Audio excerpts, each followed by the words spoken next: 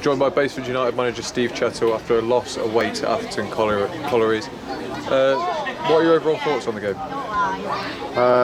Obviously extremely disappointed. First half, I didn't think we were great. Obviously they scored a really good goal from a mistake by ourselves, losing the ball in midfield. Thought second half we started the game really well. Had 3 really good opportunities. The keepers made 3 really good saves.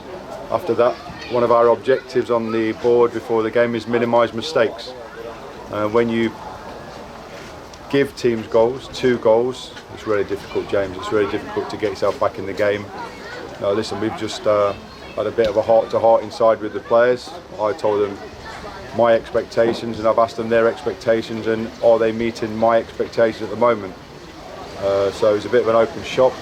Not many takers of wanting to say anything else. I think I'd said most of it, to be fair. So yeah, must have been disappointed.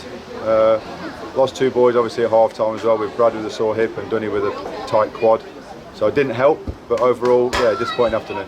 Well, we'll start with the positives, because from an on-looking point of view, I think there was a few. There's a good couple of chances created by Baseford United. If it wasn't for such a good goalkeeping display from Atherton's goalkeeper, you could have had a couple of goals in there. Absolutely. When we started the second half, like I say, he has a 1-on-1 with Alex, makes a good 1-on-1 save. He has a header from Steph.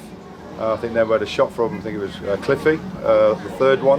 If one of those goes in, maybe the game's different. But like I say, we shoot ourselves in the foot by making poor decisions with the ball and bad errors. So it's tough when you're making errors like that.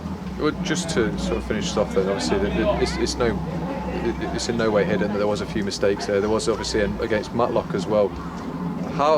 Well, I'll start by asking sort of, where are these mistakes coming from? Because it was such a clean-cut team for the last couple of years, where it just seems so uncharacteristic.